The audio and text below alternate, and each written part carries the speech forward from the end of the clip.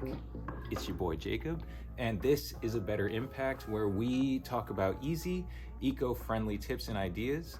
You might be new here, so just welcome.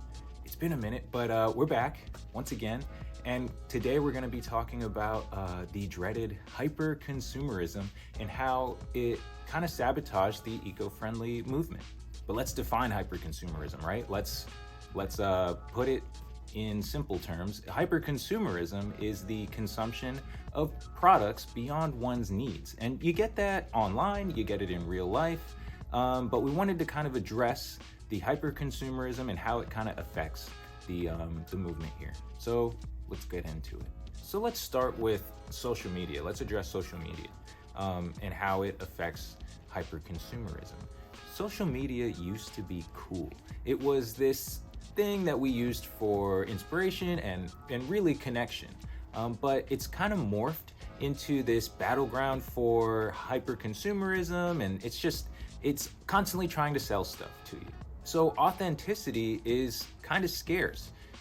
Even within the eco-friendly community, influencers like promote products, but they kind of blur the line between genuine advocacy and just commercialism. So watch out for those discount codes that are being offered to you.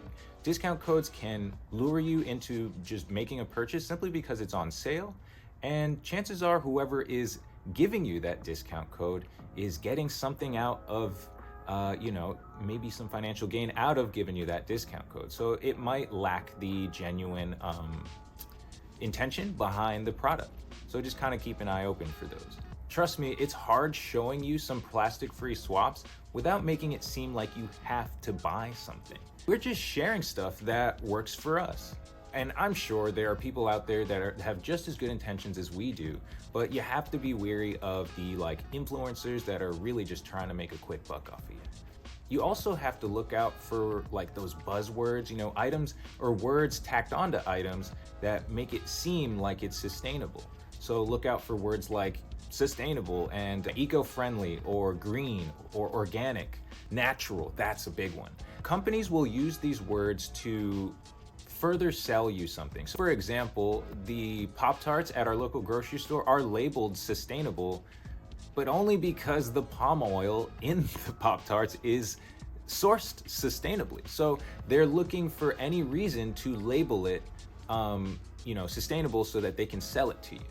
I think there's a bunch of other examples. I think Sprite is labeled naturally in the at this grocery store. So you gotta have that third eye open and be aware of what's being sold to you. Always question what's being sold to you, so that you don't make the mistake of buying something that really kind of skirts the edges of actually being sustainable. Just remember that every product, no matter how sustainable it claims to be, still has an impact on the planet. Every product ever made will always have an impact. So just be aware of that. So then let's go over the realities of sustainability. And the truth is, real sustainable practices aren't something that can be marketed to you. There aren't ads or ad campaigns for sustainable practices. Being sustainable isn't buying the latest water bottle. It isn't something that is thrown in your face by hyperconsumerism. So you can appreciate the power of creative solutions like reusing items and going to thrift stores and zero waste shops. These practices aren't something that can be marketed to you, and that's why you don't see them within the algorithm and stuff. It's kind of hard to look for information that is, crucial information that can really have an effect on the environment when you're being bombarded with hyperconsumerism and products and all this kind of green stuff that you can buy, when a lot of the practices are simple things you almost already might do, or simple things that you can do without having to buy anything, without having to be within the market of sustainability. We have the power to have the effect without having to spend money, I guess is what I'm trying to say. Having said that, how about we go to a word from our sponsor? Are you tired of frequently taking out the stinky garbage? Trips to the dumpsters are disgusting. Food scraps don't belong in the trash. organic waste can make your trash reek. You need composting. Composting turns your organic waste into nutrient-dense soil. Make the eco-friendly choice today and start composting. This video has been sponsored by composting. Okay, we're back. So let's talk about subscription services. And I don't mean like Netflix or Hulu, although those might play into it. But we're talking, have you ever heard the term subscribe and save? You know, you might be making a purchase on a website and then right before you pay, it says subscribe and save. And what that means is like when they want you to subscribe to the item you purchased so that after a certain amount of time, like maybe 30 days or a month or something, you are automatically charged that product again. This is the subscription, the subscribe and save. And those might be tempting, right? We've all fallen for those things because there's like maybe a sale attached to it, or it's just easy because you may or may not need that thing, you know, frequently. Something like maybe like, I don't know, toiletries or I don't know. But you might need something again. And those subscribe and save subscriptions are a tactic that companies use to get more money out of you. So if you're gonna subscribe and save, you know, go ahead and do it, but you have to like get your money, get your deal, but be on top of it. Make sure you're canceling it when you don't need it, because then you end up with something that you might not need. Overabundance, hyperconsumerism, remember? And just get on top of that stuff and cancel them when you don't need them anymore. So it's tough because we're in this hyper-consumerism machine, and we have a lot of things coming at us, subscription services, monthly fees, and all that stuff. But be on top of it, keep that third eye open, and don't get duped by the subscribe and save thing. So before we get bogged down and kind of depressed about hyper-consumerism, let's talk about solutions. Let's solve this, right? There are a bunch of solutions you can do to kind of combat the hyper-consumerism. And the first one is avoid impulse buys.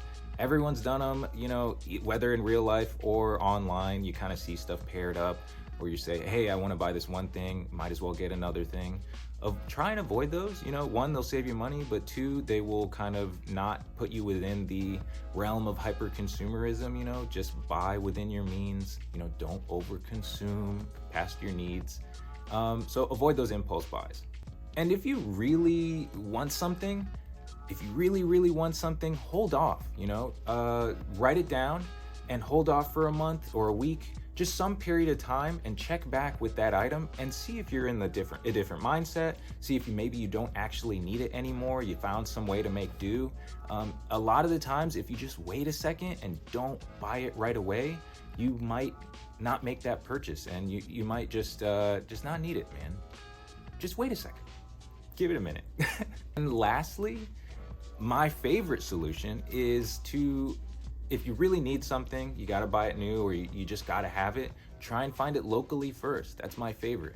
If you can't find it locally, chances are you might not need it, or, you know, it's just you got to find it somewhere. You have to source it in a different way. Buying something locally supports your local economy, and it's just sometimes you might have it at a better quality, and you may or may not get it sooner or something. So try it out before you buy something online. Try and get it locally. Navigating the onslaught of hyper-consumerism can be challenging, but I hope some of these tips help. I know it can be hard, but you can do it. Just kind of iron will, power through, and I hope to see you next time. This has been A Better Impact. Deuces.